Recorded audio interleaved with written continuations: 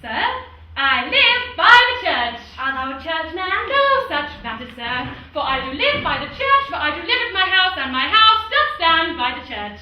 So thou mayest say the king lies by a beggar, if a beggar dwell near him, or the church stands by thy table, if thy table stands by the church.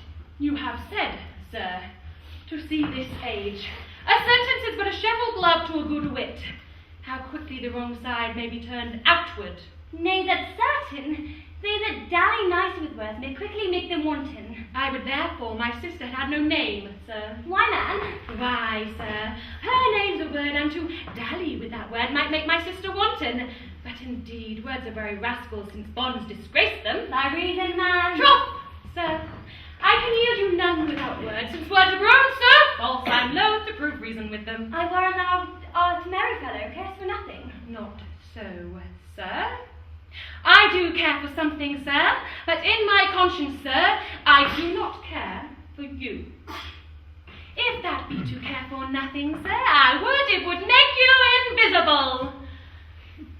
Art not thou the Lady Olivia's fool? No, indeed, sir. The Lady Olivia has no folly. She will keep no fool, sir, till she be married. And fools are as like husbands as pilchards are to herrings. The husband's the bigger! I am indeed not her fool, but her corrupter of words. I saw thee late to the Count Orsino's. Foolery, sir, does walk about the orb like the sun. It shines everywhere. I would be sorry, sir, but the fool should be as oft with your master as with your mistress. I think I saw your wisdom then. Nay, and thou pass upon me, I'll no more with thee. Behold, there's expenses for thee.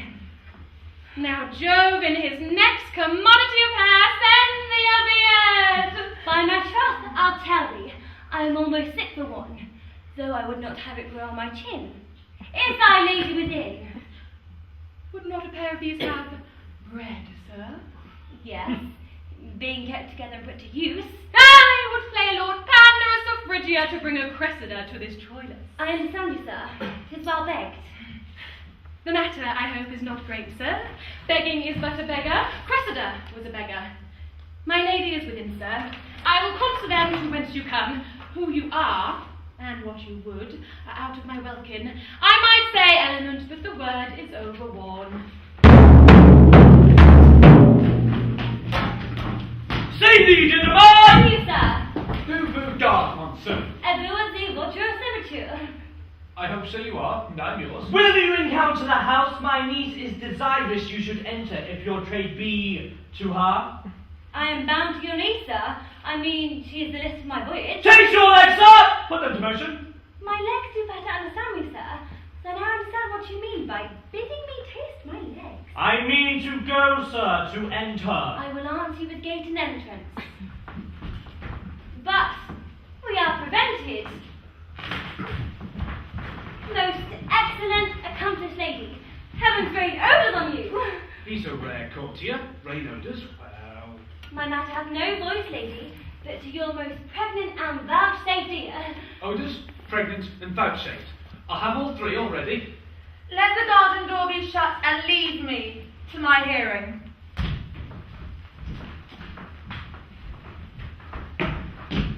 Give me your hand, sir. My duty, madam, and most humble servant. What is your name? Cesaro is your servant's name, fair princess. My servant, sir. 'Twas never merry world since lowly feigning was called compliment. You are the servant to Count Orsino, you. And he is yours, and his must needs be yours. Your servant is your servant, madam. For him I think not on him, for his thoughts were they blanks rather than filled with me. Madam, I come to work your gentle thoughts on his behalf. Oh, by your leave, I pray you, I beg you speak never again of him. But, would you undertake another suit? I'd rather to hear you to solicit that than music from the spheres. Dear lady! Give me leave, beseech you. I did send after the last enchantment you did hear, a ring in your chain. So did I abuse myself, my servant, and I fear me, you. Under your hard construction must I sit to force that in you in such a shameful cunning which you knew none of yours. What might you think? Have you not set mine honour at the stake and baited it with all the unmuzzled thoughts that tyrannous hearts can think? To one of your receiving, enough is shown.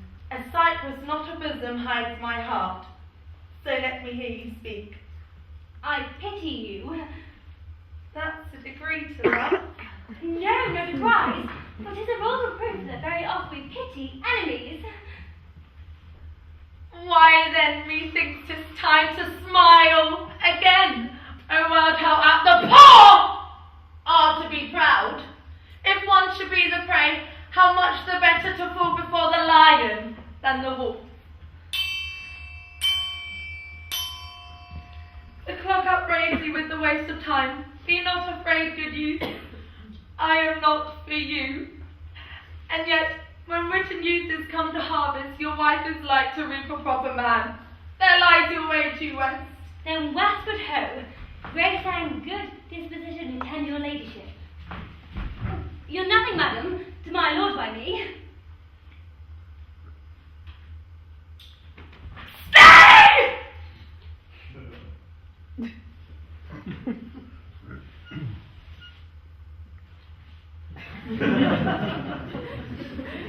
I prithee, tell me what thou thinkst of me. But you do think you are not what you are. If I think so, I think the same of you. Then you're right, I'm not what I am. I would you were as I would have you be. Would you better, madam, than I am? I wish it might, for now I am your Oh, forward. what a dear old scorn lips, beautiful in the contempt and anger of his lip. A murderer's guilt shows not itself more soon than love that would seem hid. Love's night is noon. Cesario, by the roses of the spring, by maiden, honour, truth, and everything, I love thee, so that mongrel thy pride, nor wit, nor reason can my passion hide. Do not extort thy reasons from this clause, for that I woo thou therefore has no cause. But reason thus, with reason fetter. Love sought is good, but given unsought is better. By innocence I swear, and by my youth, I have one heart, one bosom, and one truth, and that no woman has or never none from which to speak of it, save I alone. And so, adieu, good madam. Nevermore will I my master's tears to you deplore. And yet come again, and thou perhaps mayst move that heart which now abhors to like as love.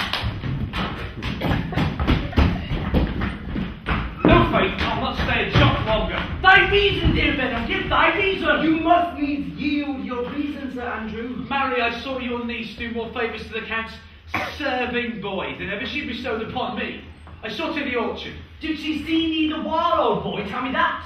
as plain as I see you now. This was a great argument of love in her toward you. Slight, will you make an ass of me? I will prove it legitimate, sir, by the oaths of judgment and reason. And they have been grand joymen since before Noah was a sailor. She did show favour to the youth in your sight, only to exasperate you, to awake your dormouse valour, to put fire in your heart and brimstone in your liver. You should have then accosted her, and with some new jests, fire new from the mint, you should have banged the youth into dumbness. This was looked at for your hand, and this was balked. The double guilt of this you let time wash off, where you are now sailed into the north of my lady's opinion, where you will hang like an icicle on a Dutchman's beard. Unless you do redeem it by some laudable attempt of valour or policy. And be either it must be with valour, the policy I hate. Why then, build thy fortunes upon the basis of valour. Challenge me the counsel to fight him. Hurt him in 11 places, my niece shall take note of it, and assure thyself there is no love broker in the world that can prevail over man's commendation with woman the report of valour. There is no way but this, Sir Andrew. Will either of you bear me a challenge to him? Go! Write in the martial hand. Be cursed and brief. It is no matter how witty, so be eloquent and full of invention. Taunt him with the license of ink. If thou vowest him some thrice, it should not go amiss. And as many lies as will lie in thy sheet of paper, although the sheet were big enough for the bed of wear in England, set them down, about it. Ooh, let there be enough gall in thy ink, though thou writes with a goose pen, no matter, about it. Where shall I find you? Well, call thee the cubiculo. Go.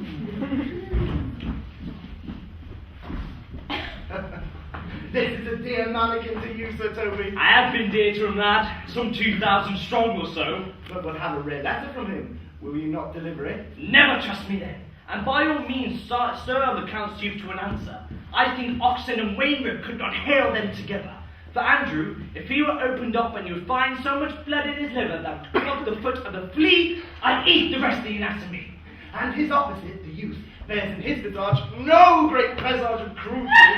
Look, here comes the youngest friend of mine. If you desire your spleen, so will laugh yourselves into stitches, follow me. Yonder girl Malvolio has turned heathen, a very renegado, for there is no such Christian that means to be saved by believing rightly that can ever believe such impossible passages of grossness. She's in yellow stockings. And cross-gartered. Most seriously, like a pimp that keeps a school into the church, I have dogged her like a murderer. She does obey every point of the letter I dropped to betray her. She does smile her face into more lies than is on the new map for the augmentation of the Indies yet.